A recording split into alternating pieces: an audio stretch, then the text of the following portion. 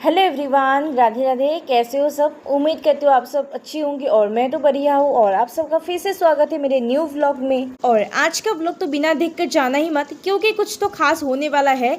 ऐसे ही सिंपल सा daily vlog नहीं है। तो चलिए बिना देर के आज का व्लॉग शुरू करते हैं। ज्यादा दिन नहीं है, बीच में बस 2 दिन बचे हैं। सोच के मन उदास और बुरा लगता है। और दादी मौसी भी अंदर से उदास है, थोड़ा रोई भी है, लेकिन दिखा नहीं रही है। और उदास लगना तो जायज है, क्योंकि ये बात सिर्फ वो अपने फैमिली मेंबर ही जान सकते हैं जो अपने माता पिता से दूर रहते हैं, या फिर दादी मौसी से, अपनों से दूर रहना क्या होता है वो सिर्फ उनको ही पता है। कुछ दिन पहले भाई ने कहा था कि दीदी आप लोग जब भी आओगे ना, तब असम का तिल पिठा साथ में जरूर लाना, क्योंकि मुझे खाने का बहुत मन करता है। तब हमने उसको ऐसे ही बोल दिया था कि अगर टाइम मैनेज होगा तो हम लोग बना के लेके आऊंगी, अगर टाइम नहीं होगा तो हम लोग लेके नहीं आ पाएंगे, तो तुम बुरा मत माना। और भाई भी तब समझ गया था, क्योंकि हम लोग ऐसी कंडीशन में आई थी मौसी का हाथ की खबर सुन के, क्योंकि मतलब 3-4 दिन से वो लोग हमें बता ही नहीं रही थी। तो हम लोग यहाँ पे मतलब इंजॉय करने के लिए बिल्कुल भी नहीं आई थी, मौसी का ये सब देखने के लिए आई थी। तो इसीलिए पोते ने कहा है तो दादी देर से ही सही ये पीठा बनाने की तैयारी में लग गई, क्योंकि आखिर पोते को खाना पसंद है। पिछले साल जब हम असम आई थी तब भाई ने फर्स्ट टाइम ये पीठा खाया था, तभी तुरंत कहा ये तो बहुत मस्त है। फिर अपने लिए ये पीठा बांधना शुरू किया। उसे ही नहीं, मुझे भी काफी ज्यादा पसंद है ये पीठा खाना, तो इसीलिए भाई ने बनाने के लिए कह दिया। तिल पीठा बनाने के लिए चावल कम है, तो जाने से 2 दिन पहले बनाने का सोच रही हूँ। इधर मौसी बुआ को बिना पता चले ही पास के नारायण बाजार में गई थी ये गुड़ लाने के लिए।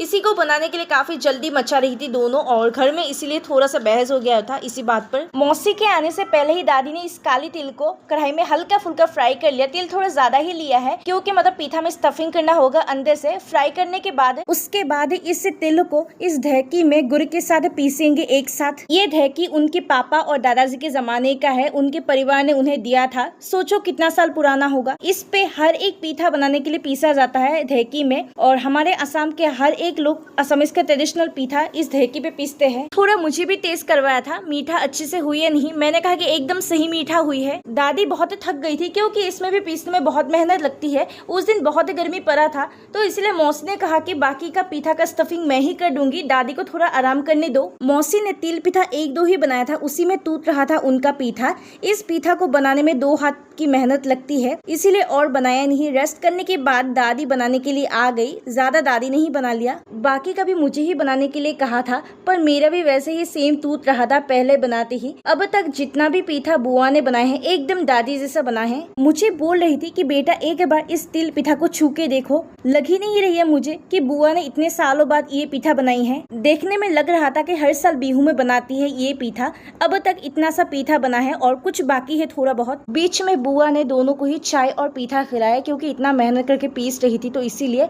और ये वाला बहुत अच्छा है, तावा बनाने में बिल्कुल भी दिक्कत नहीं हो रही थी। और बीच बीच में मौसी भी देखने आ रही थी कि कितना बना है पीठा, और ये भी कह रही थी कि ऐसा बनाना चाहिए पीठा, सॉफ्ट सॉफ्ट। तेरी माँ कैसा बनाती है, मैं खा ही नहीं पाती हूँ अच्छे से, क्योंकि दादी थोड़ा सा हार्ड बनाती है। मैं तो तवा के बारे में ही पूछ रही थी मौसी से कि कहाँ से लिया है। बोला कि तेरी दादी को भी पता होगा, उसने ही खरीदा है। बुआ ने पीठा को साइड के चेहरे को बंद कर दिया, ताकि तिल अंदर से ना निकले। अब समझ रही हो ना, हमारे असम का तिल पीठा बनाना इतना भी आसान है, बहुत मेहनत लगती है, लेकिन बनाते बनाते बाद में परफेक्ट बन ही जाता है। असल में मौसी ने कहा चावल अच्छा है ना, ये चावल आसानी से कहीं पर भी नहीं मिलता ढूंढने से। इस तिल पीठा को बनाने का थोड़ा सा रेसिपी बता देती हूँ, अगर कहीं ये चावल मिल जाए तो। सवेरे ही पानी में भिगो के रख देना 3-4 घंटे के लिए, और अच्छे से भीगना पड़ेगा, तभी अच्छे से पीस पाओगे। और उसके बाद काले वाले तिल को हल्का मतलब कढ़ाई में गर्म कर लेना बिना तेल डाल के, और उसके बाद गुड़ के साथ ढेकी में पीसना।